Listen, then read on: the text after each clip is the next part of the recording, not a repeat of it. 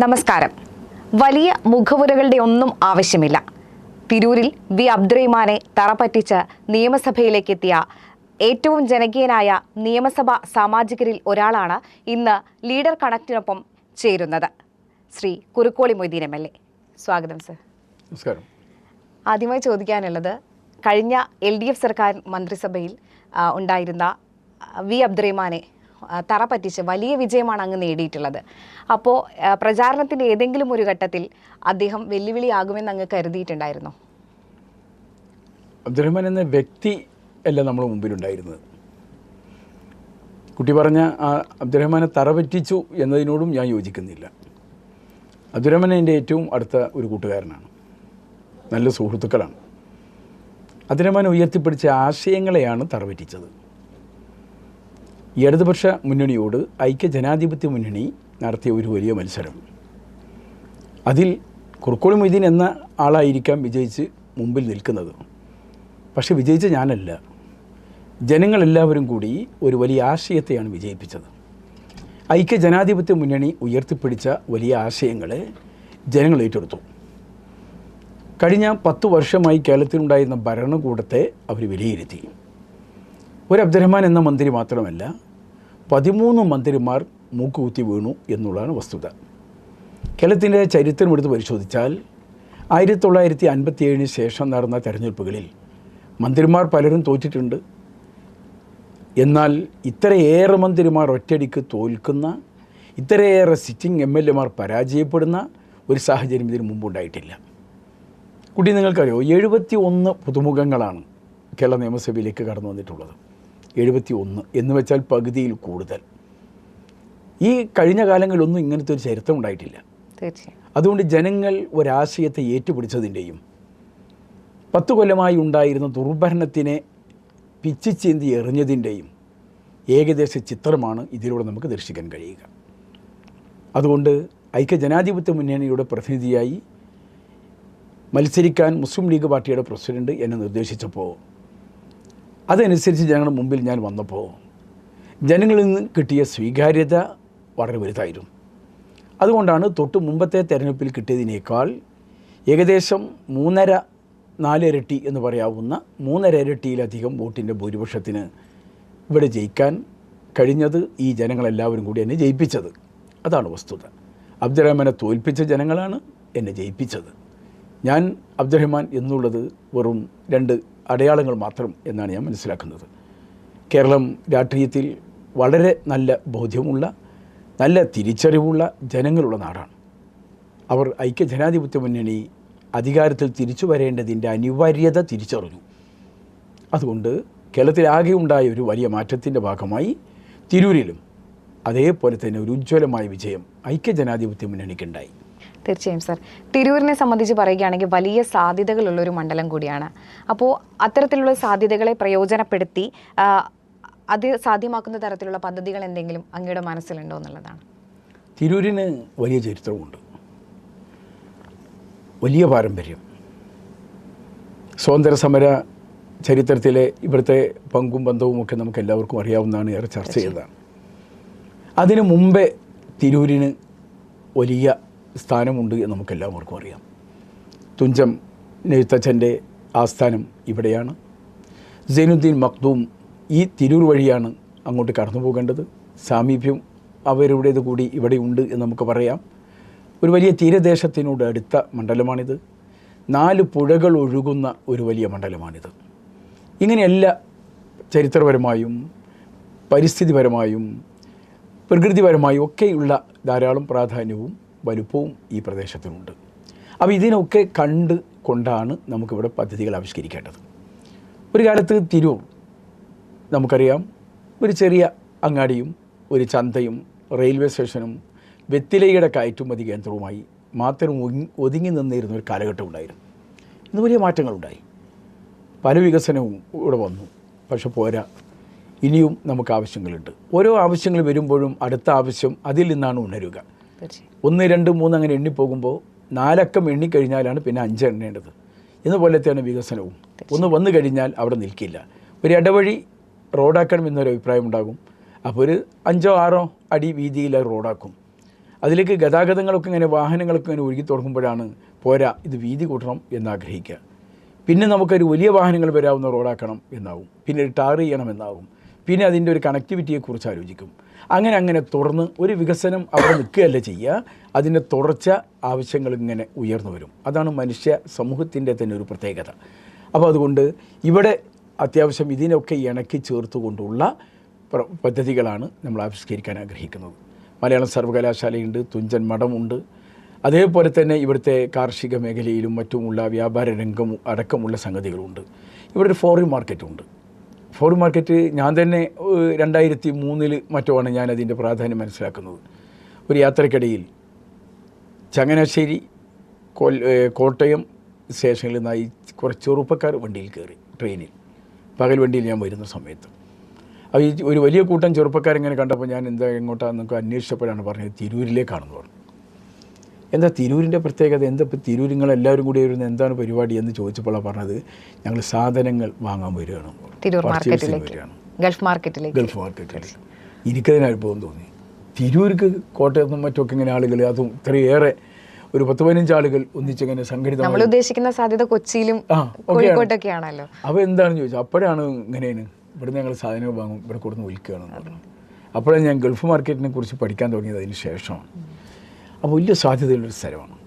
അപ്പോൾ നമുക്ക് തിരൂരിൻ്റെ ഒരു അനുബന്ധമായി അതിനെ പല പ്രശസ്തമായ രംഗങ്ങളിവിടെ ഉണ്ടെങ്കിൽ പോലും അതിനെ കൂട്ടി വളർത്തി നമുക്ക് കൊണ്ടുപോകേണ്ടതുണ്ട്. ഒരു പ്രത്യേക വ്യാപാര മേഖലയായി തന്നെ തിരൂരിനെ ഫോറിൻ മാർക്കറ്റിനെ കേന്ദ്രീകരിച്ചുകൊണ്ട് മാറ്റിയെടുക്കേണ്ടതുണ്ട് എന്നാണ് എനിക്ക് തോന്നുന്നത്. തീർച്ചയായും വയനാട്ടിൽ നിന്ന്, എൻ്റെ നാട് വയനാടാണ്, അവിടെ നിന്നൊക്കെ ഒരുപാട് പേരാണ് തിരൂർ മാർക്കറ്റിലേക്ക് വരുന്നത്. അവിടെ നിന്ന് പറയുമ്പോൾ തന്നെ പറയും തിരൂർ മാർക്കറ്റിൻ്റെ സാധ്യതകളെക്കുറിച്ചൊക്കെയാണ്. നമുക്ക് വികസനങ്ങളിലേക്കൊക്കെ വരാം. അതിനു മുന്നേ ഒരു ചോദ്യം ചോദിക്കാനുള്ളത്, അങ്ങയുടെ നിയമസഭയിലെ ഒരു പ്രസംഗം അതെന്നെ വല്ലാതെ, ഞാൻ അതിനെക്കുറിച്ച് ഒരുപാട് ആലോചിച്ചിരുന്നു. എന്താണെന്ന് വെച്ചാൽ അങ്ങ് നിയമസഭയിൽ പറഞ്ഞിരുന്നു അംഗൻവാടി ചോദിച്ചപ്പോൾ ബാർ അനുവദിച്ച ഒരു കാര്യം. അപ്പോൾ അത്തരത്തിൽ സർക്കാരുകളിൽ നിന്ന് അങ്ങനെ വേർതിരിവുകൾ അനുഭവപ്പെടാറുണ്ടോ? അങ്ങനെ രാഷ്ട്രീയ വൈര്യം കൊണ്ട് തിരൂരിന് ഏതെങ്കിലും പദ്ധതികൾ ലഭിക്കാതെ പോയിട്ടുണ്ടോ എന്നുള്ളതാണ്. തിരൂരിന് ഒന്ന് UDFൻ്റെ മണ്ഡലങ്ങളിലെ MLA-മാർക്ക് എല്ലാവർക്കും 5 കോടി രൂപ മാത്രമാണ് ബഡ്ജറ്റിൽ കഴിഞ്ഞ കാലങ്ങളിൽ വകയിരുത്തിയത്. കഴിഞ്ഞ 10 വർഷത്തെ കാര്യം. 10 വർഷം എനിക്ക് 5 വർഷത്തെ അനുഭവം ഉള്ളത്. 5 വർഷമായിട്ട് അങ്ങനെ. അപ്പോൾ മുമ്പ് അങ്ങനെ തന്നെയാണ് 5 കോടി രൂപ. അതിൽ ഞാനിങ്ങനെ എൻ്റെ ഒരു മിടുക്കൊണ്ട് ഒരിക്കൽ ഒരു 5.5 കോടിയാക്കി കിട്ടി, ഒരു വർഷം 6 കോടിയാക്കി കിട്ടി. അതാണ് ഒരു മാറ്റം എന്ന് പറയാവുന്നത്. എന്നാൽ ഞാനിങ്ങനെ കൊതിച്ചിരിക്കുമായിരുന്നു താനൂരിലും തവന്നൂരിലൊക്കെ ഇത്ര കോടികൾ കിട്ടി എന്നൊക്കെ പറയുമ്പോൾ. പക്ഷേ കോടികളും ഇപ്പോൾ നോക്കിയിട്ട് അവിടെ കാണാനും ഇല്ല കേട്ടോ. ഇത്ര കോടികൾ കിട്ടിയെന്നൊക്കെയുള്ള പ്രഖ്യാപനങ്ങൾ വന്നിരുന്നു, അതിൻ്റെ പദ്ധതികളൊന്നും അവിടെ ഇവിടെ ഒന്നും നടന്നതായിട്ട് കാണുന്നുമില്ല.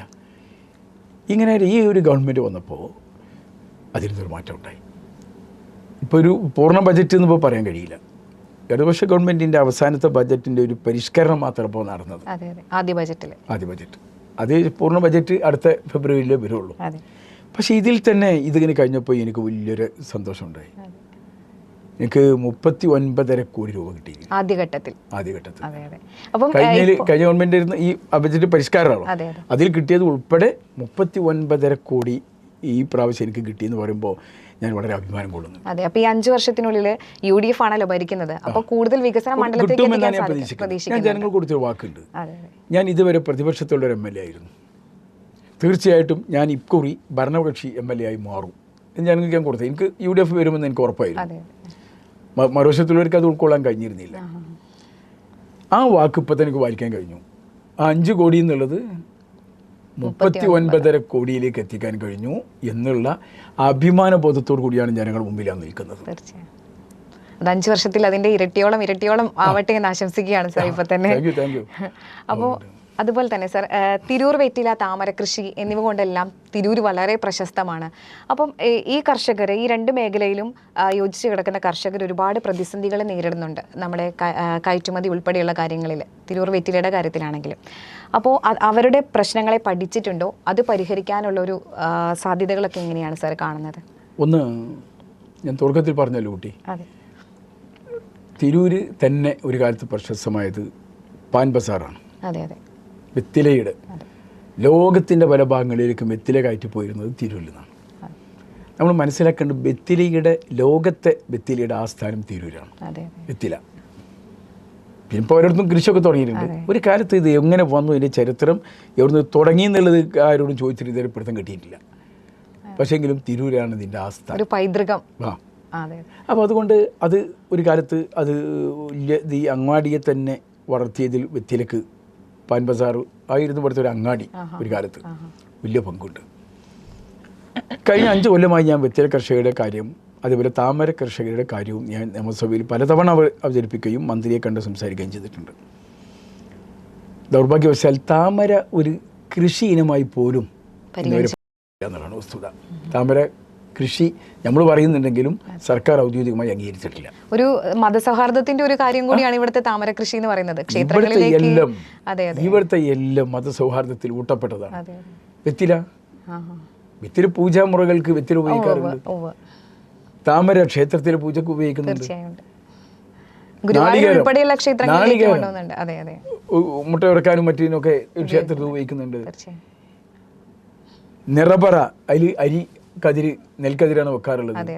കൃഷി ഏതാ അല്ലാത്ത കുട്ടി? ഇവിടെ എല്ലാം സൗഹാർദ്ദത്തിൻ്റെതാണ്. നമ്മൾ വിഭജിക്കുകയാണ്. നമ്മൾ ആവശ്യമില്ലാതെ വിഭജനം നടത്തി ഈ സംഘർഷഭരിതം ആക്കുകയാണ്. ജനങ്ങളിങ്ങനെ നേർക്കുനേരെ പോയാൽ മതി, ഒരു വിഷയം ഉണ്ടാവില്ല. വളരെ നല്ല ഏറ്റവും അന്തസ്സുള്ളൊരു ജീവിതം നയിക്കാൻ നമുക്ക് കഴിയും. ചില സ്വാർത്ഥരായ ചില ആളുകളും ചില കക്ഷികളും ആവശ്യമില്ലാതെ വർഗീയത ഇറക്കി ഇതിനൊക്കെ തകർക്കാൻ ശ്രമിക്കുകയാണ്. അപ്പോൾ എല്ലാവരുമാണ് എല്ലാം എല്ലാവരുമാണ്. ആ ഒരു ധാരണയിലേക്ക് ആളുകൾ വളരണം, അതാണ് നമുക്ക് പറയാനുള്ളത്.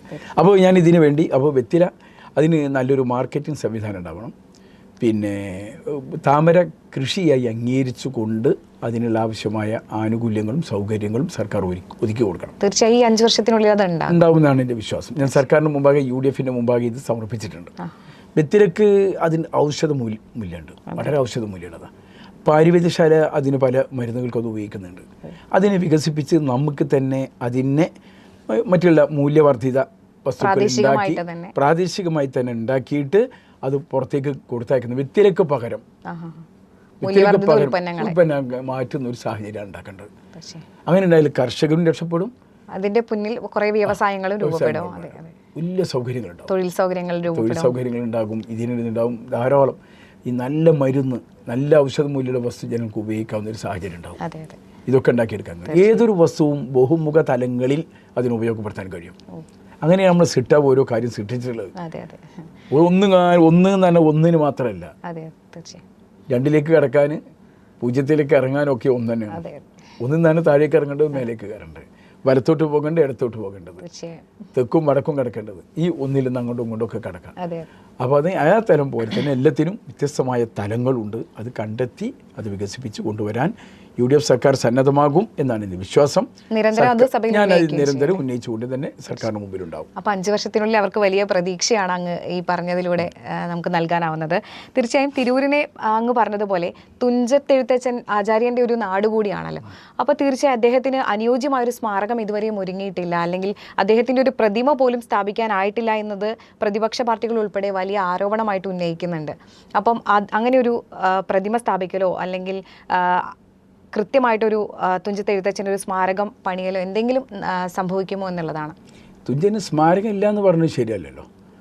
തുഞ്ചൻ മഠം തന്നെയാണ് തുഞ്ചൻ്റെ സ്മാരകം.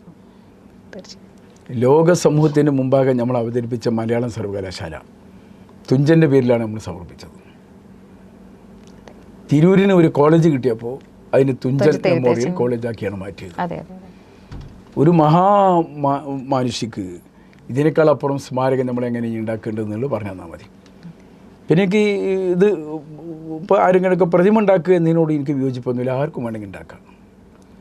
ഇപ്പോൾ റോഡരികിലൊക്കെ പലയിടത്തും പല പ്രതിമകളും കാണാം നമുക്ക്. അത് സർക്കാർ തന്നെ ഇടപെട്ട് ചെയ്യേണ്ടത് ആവശ്യമില്ല, സർക്കാരിൻ്റെ ആവശ്യമില്ല, ഒരു സർക്കാർ ചെയ്യേണ്ടതില്ലല്ലോ. അപ്പോൾ അതുകൊണ്ട് അത് ആർക്കോ വേണ്ടി ചെയ്യാം.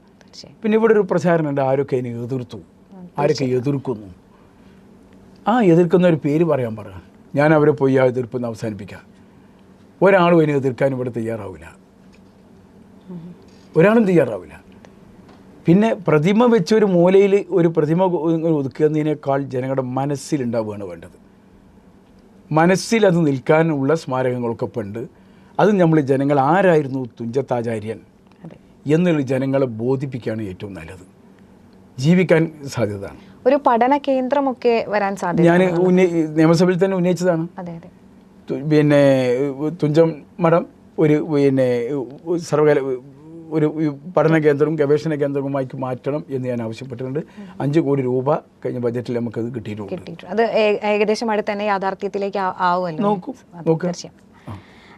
അതുപോലെ തന്നെയാണ് വിഡിത്താണെന്ന് പറയാം. പ്രതിമാരി ഉണ്ടായിക്കോട്ടെ, അതെ അതെ, അതിന് സർക്കാർ തടസ്സം നിൽക്കില്ല. ആരും തടസ്സം നിൽക്കില്ല. എൻ്റെ പാർട്ടിൻ്റെ ഭാഗത്ത് നിന്ന് വല്ല സഹായങ്ങളും വേണമെങ്കിൽ സൗകര്യങ്ങൾ ചെയ്തു കൊടുക്കാൻ അതിന് ഞങ്ങൾ തയ്യാറാണ്. തീർച്ചയായും. ഞാൻ MLA എന്ന നിലയ്ക്ക് ഞാൻ റെഡി. അപ്പോൾ ആരോപണങ്ങൾ ഉന്നയിക്കുന്നവർ തന്നെ മുന്നിട്ട് വന്നാൽ തയ്യാറായിക്കോട്ടെ. അതിനായിട്ടുള്ള സ്ഥലം കണ്ടെത്തി നൽകാനും അതൊക്കെ അവർ എന്നെ കൊണ്ട് കഴിയുന്ന സഹായങ്ങളൊക്കെ ചെയ്യും. എന്നെ സമീപിക്കുകയാണെങ്കിൽ എൻ്റെ പാർട്ടിയുടെ ഭാഗത്തുനിന്ന് ആരും എന്നെ എതിർക്കാൻ വരില്ല എന്ന് എനിക്ക് ഉറപ്പാണ്. അതെ, തീർച്ചയായും. കാരണം ഒരു വിശ്വാസത്തെ, അങ്ങനെ ഒരു വിശ്വാസം ഉണ്ടെങ്കിൽ അവർക്ക് നടത്താവുന്നതാണ്. അതെ. പിന്നെ തുഞ്ചത്താചാര്യൻ ഒരു പിന്നെ ദൈവമായിട്ടല്ലല്ലോ നമ്മൾ കാണുന്നത്. അല്ല, അദ്ദേഹം ഒരു ആചാര്യനാണ്, കാലാതീതനാണ്, പരിഷ്കർത്താവ്. അതെ അതെ, മലയാള ഭാഷയുടെ പിതാവാണ്. ഒരു മലയാളം ഉള്ളിടത്തോളം ആരും മറക്കാൻ സാധ്യതയില്ലാത്ത വ്യക്തി. ഒരിക്കലും ഉണ്ടാവില്ല. അതിനാണ് മലയാളത്തെ പിന്നെ പരിപോഷിപ്പിക്കാനും മലയാള സർവകലാശാല ഞങ്ങളുടെ ഗവൺമെൻറ് അബ്ദുൾ റബ്ബുള്ളപ്പോഴാണ് കൊണ്ടുവന്നത്. ഞാൻ മലയാളം സർവകലാശാലയ്ക്ക് വേണ്ടി മലപ്പുറം ജില്ലാ യൂത്ത് ലീഗ് 92 സംസ്കൃത സർവകലാശാല വന്നപ്പോൾ പ്രമേയം പാസ്സാക്കുകയും അന്നത്തെ വിദ്യാഭ്യാസ മന്ത്രി E.T. മുഹമ്മദ് ബഷീർ സാഹിബിനെ ഇരുത്തി ഞാൻ വിമർശിക്കുകയും ചെയ്തിട്ടുള്ള ആളാണ്. സംസ്കൃത സർവകലാശാലയ്ക്ക് മുമ്പ് കേരളത്തിൽ ഉണ്ടാകേണ്ടത് മലയാളം സർവകലാശാലയാണ് എന്ന് ഞാൻ യൂത്ത് ലീഗിന് ജില്ലാ പ്രസിഡന്റ് ആകുമ്പോൾ ഞാൻ വിമർശിച്ചിട്ടുണ്ട്. വിമർശനാത്മകമായി പാർട്ടി കമ്മിറ്റിയിൽ ഞാൻ സംസാരിച്ചിട്ടുണ്ട്. അതാ പറയണത്. അപ്പോൾ അതൊക്കെയാണ് പിന്നെ തുഞ്ചത്താചാര്യൻ്റെ സ്മാരകം. തീർച്ചയായും. അപ്പം അടുത്തൊരു ചോദ്യം എന്ന് പറയുന്നത് തുഞ്ചത്തെഴുത്തച്ഛൻ്റെ നമ്മുടെ തുഞ്ചൻ പറമ്പ് ഒരു വിഭാഗം രാഷ്ട്രീയ പാർട്ടിക്കാർ കൈയാളുകയാണെന്നുള്ളൊരു വലിയ ആരോപണമുണ്ട്. കാരണം അതിൻ്റെ ഒരു വികസന പ്രവർത്തനങ്ങളൊക്കെ തടസ്സം നിൽക്കുകയാണെന്ന തരത്തിലുള്ള വാഗ്വാദങ്ങളൊക്കെ നമ്മൾ കേട്ടിട്ടുള്ളതാണ്. അപ്പോൾ തുഞ്ചൻ പറമ്പിൻ്റെ വികസനത്തിന് സാധ്യമായ പദ്ധതികൾ നടപ്പാക്കാൻ സാധിക്കുമോ എന്നുള്ളതാണ്. ഒരു കൂട്ടായ ചർച്ച ആവശ്യമുള്ളൊരു സംഗതിയാണത്. തുഞ്ചൻ മഠം വേറെ രീതിയിലേക്ക് പോകുന്നു എന്ന് കണ്ടപ്പോഴാണ് E.T. മുഹമ്മദ് ബഷീർ സാഹിബിൻ്റെ കാലത്ത് M.T. വാസുദേവൻ നായരെ അതിൻ്റെ അധ്യക്ഷനാക്കിക്കൊണ്ട് ഈ രീതിയിലുള്ളൊരു സംവിധാനം അന്നുണ്ടാക്കിയത്. ദൗർഭാഗ്യവശാൽ അത് ചില ആളുകളുടെ കൈകളിലേക്ക് കേന്ദ്രീകരിച്ചു എന്നുള്ളത് ഒരു യാഥാർത്ഥ്യമാണ്. അപ്പോൾ അത് എല്ലാവരുടെയും ജനങ്ങളുടെ സ്ഥാപനമാക്കി മാറ്റാൻ ജനങ്ങളുടെ ഉടമസ്ഥയിലായിരിക്കണം. അത് ഒരു ട്രസ്റ്റ് പോലെയൊക്കെ അല്ലേ, ജനങ്ങൾ എല്ലായിടത്തുമാണത്. അവിടേക്ക് കടന്നു നോക്കിയിട്ടില്ലാത്ത ധാരാളം മലയാളികൾ പരിസരത്തുണ്ട്. അവരുതും കൂടിയാണ് ഈ സ്വത്ത്. അപ്പോൾ ഏതെങ്കിലും ഒരു നിറമുള്ളൊരു കോടിയുടെ ആളുകൾക്ക് അവിടെ ഇതിൽ അതിങ്ങനെ കാലാകാലം പിടിച്ചു നിർത്താവുന്ന അങ്ങനെ ചില സംഘടനകളുണ്ട്. ഒക്കെ ഞങ്ങളുടെ ഒരു അധീനതയിൽ വരണം, എന്നാലും ഇതൊക്കെ ശരിയാവുള്ളൂ എന്ന് കരുതുന്ന ചില ആളുകളൊക്കെ ഉണ്ട്. അത് ഈ ആശയപരമായി വലിയ പിൻബലങ്ങളില്ലാത്ത, ഉൾക്കഴമ്പില്ലാത്ത ആശയങ്ങൾക്കാണ് ആ ചിന്താഗതി ഉണ്ടാവുക. വിശാലമായതുള്ള ഒക്കെ തുറന്നു കൊടുക്കും. ഒരു പൊതു ചർച്ചയിലൂടെ അതിലൊരു മാറ്റം ചർച്ചയിലൂടെ നമുക്ക് മാറ്റം വരുത്താൻ പറ്റും.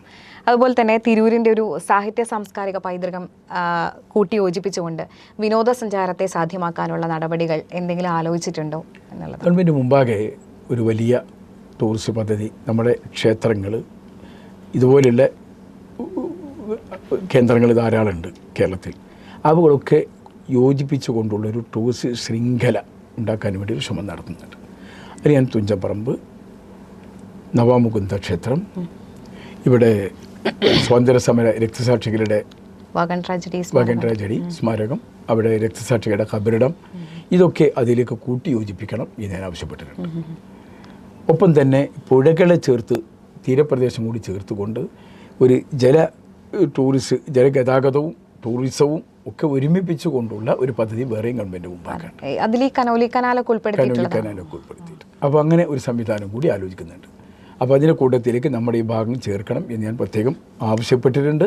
അത് സജീവമായിട്ട് അതിലൊരു പരിഗണന നമുക്ക് കിട്ടുകയും ചെയ്യും. പിന്നെ കനോലി കനാലിൻ്റെ ഒരു വികസനവുമായി ബന്ധപ്പെട്ട് ഇപ്പോൾ അത് നിലവിലുള്ളതിന് 40 മീറ്റർ വീതിയിലേക്ക് കനോലി കനാൽ വികസിപ്പിക്കാൻ പോവുകയാണ്. 40 മീറ്റർ. ഇപ്പോൾ അത് 20, 19, 18 ഒക്കെയാണ് പലയിടത്തുള്ളത്. അപ്പോൾ ഇപ്പോൾ ഇതിൻ്റെ ഇരട്ടിയിലധികം സ്ഥലം അതിക്ക് വേണ്ടി എക്കോർ ചെയ്യേണ്ടതുണ്ട്. ഒപ്പം 2 സർവീസ് റോഡ് അപ്പുറത്തും ഇപ്പുറത്തും 5 മീറ്ററിൽ വേറെ ഉണ്ടാക്കും. ഈ രീതിയിൽ അതിനെ സംവിധാനം ചെയ്യാൻ നമ്മുടെ മേഖലയിലേക്ക് ഇപ്പം നാളെ രാവിലെ അതിൻ്റെ ഒരു സൈറ്റ് സന്ദർശിക്കുന്നുണ്ട്. പിന്നെ ഉദ്യോഗസ്ഥന്മാരൊക്കെ വരുന്നുണ്ട് നാളെ. അപ്പോൾ അതിനൊപ്പം തന്നെ തീണ്ടാപ്പടി അത് വെട്ടഞ്ചീർപ്പ് 2 പാലങ്ങൾ കൂടി ആകർഷണീയമായ രീതിയിൽ, സാധാരണ പാലം പോലെയല്ല ഉണ്ടാക്കണം ഞാൻ പറഞ്ഞിട്ടുള്ളത്, ഒന്നുകൂടി വിനോദസഞ്ചാരത്തിനും കൂടെ അക്കം കൂട്ടുന്ന രീതിയിൽ ഇത് എങ്ങനെ ഉണ്ടാക്കാൻ പറ്റുമെന്ന് ഞാൻ ചോദിച്ചിട്ടുണ്ട്. ലഭ്യമായ എങ്ങനെയെന്ന് ഇപ്പം എനിക്കറിയില്ല. അപ്പോൾ അതുകൂടി ഉദ്ദേശിക്കുന്നുണ്ട്. അതുപോലെ തന്നെ തിരൂർ നഗരത്തിലെ ഗതാഗതക്കുരുക്ക് വലിയ പ്രതിസന്ധിയാണ് സൃഷ്ടിക്കുന്നത്. അത് പരിഹരിക്കാൻ എന്തെങ്കിലും ദീർഘകാല പദ്ധതികൾ ആവിഷ്കരിക്കുമോ എന്നുള്ളതാണ്. ഒപ്പം തന്നെ പൊന്മുണ്ടം ബൈപ്പാസിൻ്റെ ഒരു ഇപ്പോഴത്തെ ഒരു നില എന്താണ് എന്നുള്ളതും കൂടി. പൊന്മുണ്ടം ബൈപ്പാസ് ഉമ്മൻചാണ്ടിയുടെ ഗവൺമെൻറ്റിൻ്റെ കാലത്താണ് നമ്മുടെ ബ്രിഡ്ജിൻ്റെ പണി പൂർത്തീകരിച്ചത്. 2015 16 തെരഞ്ഞെടുപ്പോടുകൂടി ആ ഗവൺമെൻറ് മാറേണ്ടി വന്നു. UDFൻ്റെ ഗവൺമെൻറ് പോയി എന്നുള്ളതാണ് തിരൂർക്കാരുടെ മാത്രമല്ല ഇത്തരത്തിൽ കേരളത്തിലെയൊക്കെ ആകെ ജനങ്ങളുടെ ഒരു ശാപം. ആ വികസനങ്ങൾ ഇങ്ങനെ തുരുതുരാ വികസനങ്ങൾ കൊണ്ടുവന്നൊരു ഭരണകൂടം താഴെ ഇറങ്ങേണ്ടി വന്നു. കേരളത്തിലൊക്കെ ഉണ്ടായ മുരടിപ്പിൻ്റെ ഏകദേശ ചിത്രമാണ് അവിടെ പൊന്മുണ്ടം ബൈപ്പാസിൽ നമ്മൾ കാണുന്നത്. 1-2 ഘട്ടങ്ങളായി റോഡ് ഇവിടെയും പൊന്മുണ്ടം ഭാഗത്തും പൂർത്തീകരിച്ചു. ആ റോഡ് അത്രയും ആളുകൾ ഉപയോഗിക്കുന്നുണ്ട്. പിന്നെ അതിൻ്റെ ഒരു മറ്റു കണക്ടിവിറ്റി ഇല്ലാതെ പോയി. പാലം വെറുതെ ഇങ്ങനെ മാനത്തിങ്ങനെ നിന്നു. ഇവിടെ ഗവൺമെൻറ്റിൽ മുട്ടിയിട്ട് ഒരു മാർഗം ഉണ്ടായില്ല. വലിയ തുക വേണം, പൈസ ഇല്ല എന്ന് പറഞ്ഞിട്ട് ഇങ്ങനെ നീട്ടിക്കൊണ്ടുപോയി. എല്ലാ ബഡ്ജറ്റും ഞാനിത് കൊടുക്കും, 100 രൂപ ടോക്കൺ മണി മാത്രമേ കിട്ടുക. അതിനിടയ്ക്ക് എന്നോടൊരു ഉദ്യോഗസ്ഥനാണ് പറഞ്ഞത്, ഇവിടുന്ന് പിരിഞ്ഞു, ആയിരുന്ന മൊയ്തീൻകുട്ടി, ഇങ്ങനെ സാർ ഒരു പദ്ധതി ഉണ്ട്, അതിലേക്കൊന്ന് അപേക്ഷിച്ച് നോക്കി നിങ്ങൾ, അത് നിങ്ങൾ ഒരു ഇതാണ്. ഞാനപ്പോൾ ഉദ്യോഗസ്ഥന്മാരെ വിളിച്ച് അതിനുള്ള സംവിധാനങ്ങൾ ഉണ്ടാക്കി ദൈവാനുഗ്രഹം കൊണ്ട് അത് റെക്കമെൻഡ് ചെയ്യുകയും ചെയ്തു. ഇവിടുന്ന് അയച്ചു. തിരുവനന്തപുരത്തുനിന്നും പോയ കൂട്ടത്തിൽ 10 മറ്റോ വർക്കുകളുണ്ടായിരുന്ന കൂട്ടത്തിൻ്റെത് ഉൾപ്പെടുത്തി. ഭാഗ്യവശാൽ ഞാൻ അപ്രതീക്ഷിതമായി, ഞാൻ ഒട്ടും പ്രതീക്ഷിക്കാത്ത ഇങ്ങനെ അയച്ചിട്ടേ ഉള്ളൂ. 2 മാസം കഴിഞ്ഞപ്പോൾ നിങ്ങൾ ആ പദ്ധതി പാസ്സയക്കണത് 33 കോടി രൂപ ഉണ്ട്. 2023 33 കോടി പാസ്സായി. പക്ഷേ കേരളത്തിൽ നിന്ന് AS കിട്ടാൻ 1.5 കൊല്ലം കാത്തിരിക്കേണ്ടി വന്നു. 1.5 കൊല്ലം. അതിൻ്റെ കാരണം എന്തായിരുന്നു സാർ? 1.5 കൊല്ലം എന്താ എനിക്കറിയില്ല. അത് ഇടതുപക്ഷത്തിന് ആളുകൾ പറയുന്നത്. ചിലപ്പോൾ എനിക്ക് തോന്നുന്നു ഇവർ അതിൻ്റെ ബാധ്യത ഏറ്റെടുക്കാൻ ഒരു പങ്കൊക്കെ വഹിക്കേണ്ടി വരും, അതുകൊണ്ടാവും. 1.5 കൊല്ലം കഴിഞ്ഞിട്ടാണ് അതിന് AS തന്നത്. ഞാൻ പലതവണ സഭയിൽ സംസാരിച്ചു, മന്ത്രിയെ പലതവണ കണ്ടു. ഒരു 10 പ്രാവശ്യമൊന്നുമില്ല ഞാൻ കണ്ടിട്ടുണ്ടാവും ഇതുമായി ബന്ധപ്പെട്ട് സംസാരിച്ചിട്ടുള്ളത്. പക്ഷേ 1.5 കൊല്ലം കഴിഞ്ഞിട്ടാണ് AS കിട്ടിയത്. ഇവിടെ ഞാൻ സാന്ദർഭികമായി പറയാം, ഈ 1.5 കൊല്ലത്തെ കാത്തിരിപ്പിനുള്ളിൽ AS സംസ്ഥാന സർക്കാർ തരാത്തൊരു സന്ദർഭത്തിൽ ഞാൻ നിയമസഭയിൽ എനിക്ക് ഒരു ശ്രദ്ധ ക്ഷണിക്കൽ കിട്ടി. അപ്പോൾ ഞാൻ തിരൂരിൽ നിന്ന് നിലമ്പൂരിലേക്ക് ഒരു റെയിൽവേ കൊണ്ടുവരേണ്ട ഒരു സംവിധാനത്തെക്കുറിച്ച്, ഞാൻ ഒരു മിനി മെട്രോ കൊണ്ടുവരാൻ വേണ്ടിയുള്ള ഇത് ഞാൻ അതിനെതിരെ നാട്ടിലെ ആളുകളൊക്കെ എന്നെ അനുകൂലിച്ചു, മുഖ്യമന്ത്രി എന്നെ വിമർശിച്ചു. അപ്പോൾ ഇവിടുത്തെ ഒരു പ്രമുഖനായ CPM നേതാവ് ആൾ ഒരു പത്രസമ്മേളനം വിളിച്ചിട്ട് പറഞ്ഞു, MLA ഈ മെട്രോ ഒക്കെ കൊണ്ടതിന് മുമ്പ് ആ പൊന്മുണ്ടം ബൈപ്പാസ് അതൊന്ന് പൂർത്തിയാക്കാൻ നോക്കി എന്ന് ഒരു CPMൻ്റെ നേതാവ്, ഞാൻ എൻ്റെ സുഹൃത്തായതുകൊണ്ട് പേര് ഞാൻ പറയുന്നില്ല, പറഞ്ഞൊരു സന്ദർഭം ഉണ്ടായി. അപ്പോൾ അവർക്ക് ഇതിനോടൊക്കെ ഉള്ള താല്പര്യം എത്ര ഉണ്ടെന്ന് ഏറ്റവും വലിയ തെളിവായിരുന്നു. ഇത് പാസ്സായ വിവരം ഒരു അറിയുന്നുണ്ട്. കേരളത്തിൽ നിന്ന് AS കൊടുക്കാത്തതുകൊണ്ടാണ് ഇത് തടസ്സം എന്നതിൽ അവർ മനസ്സിലാക്കുന്നുണ്ട്. എന്നിട്ടും ജനങ്ങളെ കബളിപ്പിക്കാനാണ് ഈ വാക്ക് പറയുന്നത്.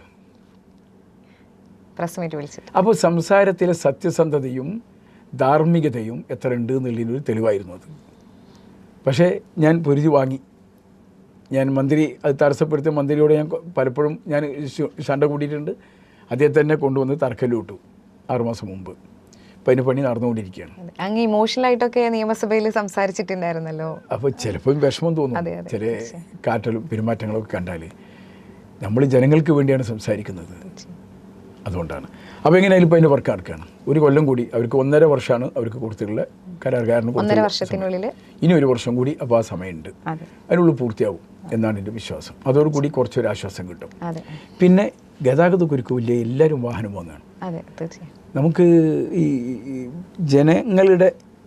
ജനങ്ങളുടെ വർധനവിനേക്കാൾ വലുതാണ് വാഹന വർധനവ്. ഈ കോവിഡിന് ശേഷം പ്രത്യേകിച്ചും. അപ്പോൾ അതുകൊണ്ട് ഈ ജനപ്പെരുപ്പത്തിനേക്കാൾ വാഹനപ്പെരുപ്പം സ്വാഭാവികമായിട്ടും ഉള്ള റോഡുകൾക്കൊന്നും വലിയ വീതിയൊന്നും കൂടുന്നില്ല. ഒന്ന് അത് ജനങ്ങൾ മനസ്സിലാക്കുക എന്നുള്ളതാണ്. അപ്പോൾ വാഹനത്തെ ഇപ്പോൾ ഞാൻ സ്കൂൾ പഠിക്കുന്ന കാലത്ത് 8ാം ക്ലാസ്സിലെ സാമൂഹ്യ പാഠത്തിലൊരു അധ്യായമായിരുന്നു ഓസ്ട്രേലിയയെക്കുറിച്ച് പഠിക്കാനുണ്ടായിരുന്നു, വിവിധ രാജ്യങ്ങളെക്കുറിച്ച് പഠിക്കുന്നതിൽ. അപ്പോൾ ഓസ്ട്രേലിയയുടെ ഒരു മേന്മ പറഞ്ഞത് എല്ലാ വീട്ടിലും റേഡിയോ. അത്ഭുതമാണ്. എല്ലാ വീട്ടിലും റേഡിയോ. നിൻ്റെ വീട്ടിൽ റേഡിയോ ഇല്ല. അപ്പോൾ എനിക്ക് അത് വായിച്ചപ്പോൾ എനിക്കൊരു തോന്നി, എല്ലാ വീട്ടിലും റേഡിയോ. 5 വീട് ഒന്നിനും ഒരു കാറ്. ഓസ്ട്രേലിയയുടെ ഒരു വലിപ്പം പറഞ്ഞതാണ്. ഞാൻ പഠിച്ചതാണ് 8ാം ക്ലാസ്സിൽ 75. ഇന്നൊന്ന് ആലോചിച്ച് നോക്കൂ, കേരളം അപ്പോൾ എത്ര അന്നത്തെ അതാ ഞാൻ പറയാൻ കൊണ്ടുവന്നത്. ഒരു വീട്ടിൽ തന്നെ 5 കാറ് കാണാൻ കഴിയും. അങ്ങനത്തെ വീടുകൾ അനവധിയുണ്ട്. ഇപ്പം എൻ്റെ വീട്ടിൽ തന്നെ ഞാൻ MLA ആയപ്പോഴാണ് ഒരു കാറ് വാങ്ങിയത്.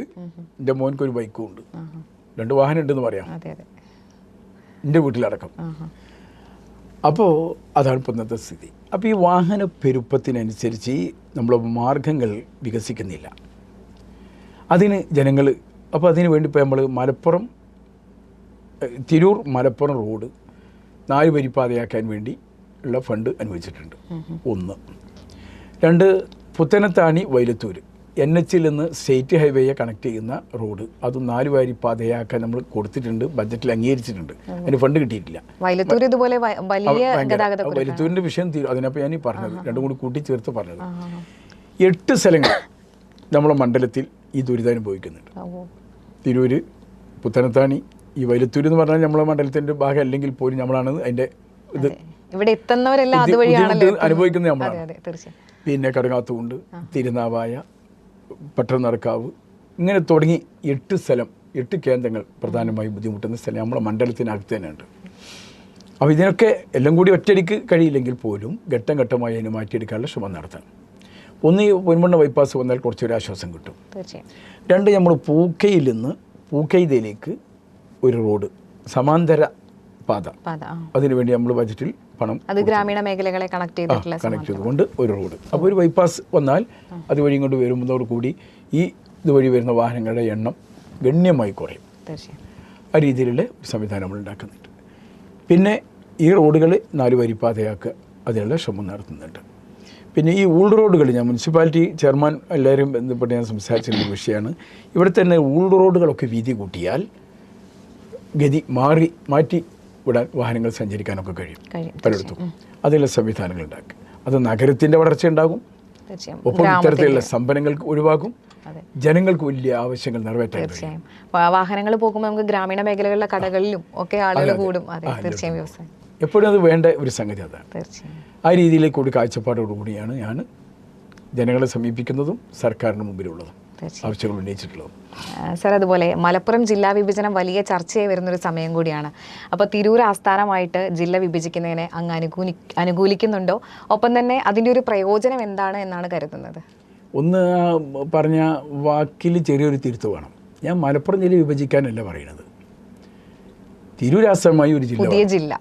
അതെ, അത് തിരൂർ മാത്രമല്ല, കേരളത്തിൽ പല ജില്ലകളിലും ഇതേപോലെ വിഭജിച്ച് പുതിയ ജില്ലകൾ വരേണ്ടതുണ്ട്. കേരളത്തിൽ 14 ജില്ലയുള്ളൂ നമുക്ക്. ഇപ്പം ഞാൻ മേഘാലയയിൽ പോയി. മേഘാലയയിൽ മൊത്തം ജനസംഖ്യ 30 ലക്ഷമാണ്. പക്ഷെ അവിടെ 6 ജില്ലകളുണ്ട്. അപ്പോൾ 5 ലക്ഷത്തിന് ഒരു ജില്ല. ഇവിടെ 50 ലക്ഷമായി, 10 ജില്ല ആവണം. അപ്പോൾ വിസ്തൃതിയിൽ ജനസംഖ്യയിൽ ഒക്കെ മുന്നിൽ നിൽക്കുന്ന കേരളത്തിലെ ജില്ലകളെ കൂട്ടി ഒരു പുനർനിർണയം ജില്ലകളുടെ കാര്യത്തിൽ ഉണ്ടാവണം. ഒരു 3-4 ജില്ലയൊക്കെ പുതിയത് വരാം, 20 വരെയൊക്കെ ആവാം, ഒരു 10-17 ജില്ലയൊക്കെ വന്നാലും ബുദ്ധിമുട്ടാവില്ല. അത് ഭരണ സംവിധാനത്തിന് കുറച്ചും കൂടി എളുപ്പമാണ്. ഭരണ രംഗത്ത് ജനങ്ങൾക്കിടെ സാമീപ്യം ഒന്നുകൂടി വർദ്ധിപ്പിക്കാൻ കഴിയും ജനങ്ങൾക്ക്. ഇപ്പോൾ നമുക്ക് ഒരു വിഷയത്തിന് മലപ്പുറത്ത് പോകേണ്ട ആളുകൾക്ക് തിരൂരിൽ വന്നാൽ മതി. ഈ പരിസരത്തുള്ള ആളുകൾക്ക് മലപ്പുറത്ത് തിക്കും തിരക്കും കുറയും, അവിടെ ഫയൽ നീക്കത്തിന് എളുപ്പമാകും.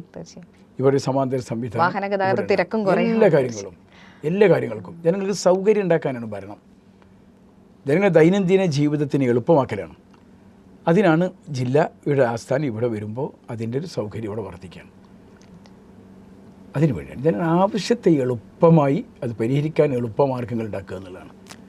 അതിനാണ്, അല്ലാതെ വേറെ ആളുകൾ അതിനൊക്കെ വേറെ രീതിയിലേക്ക്. നമ്മുടെ തിരൂർ സബ് കളക്ടർ ദിലീപ് കൈനിക്കർ ഇത്തരം ഒരു ആവശ്യം ഉന്നയിച്ച് ഫേസ്ബുക്കിൽ ഒരു പോസ്റ്റ് ഇട്ടതിന് ഒരുപാട് നെഗറ്റീവ് കമന്റ്സ് ആണ് അദ്ദേഹത്തിന് വന്നിട്ടുള്ളത്. ഉണ്ടാവും. ഈ നല്ലതിനാണ് എതിർപ്പ് കൂടുതലുണ്ടാവും. കുറ്റം പറയൽ നല്ലതിനാണ്. ഒരു വസ്തു ചീത്തയായ ഒരു സാധനത്തിന് ആരും കുറ്റം പറയാൻ പോകില്ല, അത് കുറ്റം തന്നെയാണ്. അത് നല്ലതിനാണ്. മാങ്ങുള്ള മൂച്ചയ്ക്ക് കല്ലേറിയുള്ളൂ. ഒക്കെ കല്ലേറ് അതുകൊണ്ടാണ്. അതിലൊരു നന്മയുണ്ട്, അതിലൊരു ഗുണമുണ്ട്. അപ്പോൾ ചില ആളുകളുടെ മനസ്സ്, എല്ലാവരും മനസ്സ് വിശാലമാവില്ല. കുടുസായ മനസ്സുള്ള ആളുകളുണ്ടാവും. അപ്പോൾ അതിനെ തീർക്കും. അതെ. അപ്പോൾ ഏതായാലും 10 വർഷത്തിന് ശേഷം UDF ഭരണസമിതി, UDF സർക്കാർ അധികാരത്തിലേറിയതോടെ വലിയ പ്രതീക്ഷയിലാണ് അങ്ങ്. അപ്പോൾ എല്ലാ തരത്തിലും അങ്ങയുടെ മനസ്സിലുള്ള എല്ലാ പദ്ധതികളും പൂവണിയട്ടെ, തിരൂരിനും തിളങ്ങാനാകട്ടെ എന്ന് ആശംസിക്കുകയാണ്. ഈ വലിയ തിരക്കിനിടയിലും കേരള വിഷൻ്റെ ലീഡർ കണക്റ്റിൽ പങ്കെടുത്തതിന് വലിയ നന്ദി അറിയിക്കുന്നു സർ. Thank you. താങ്ക്സ്.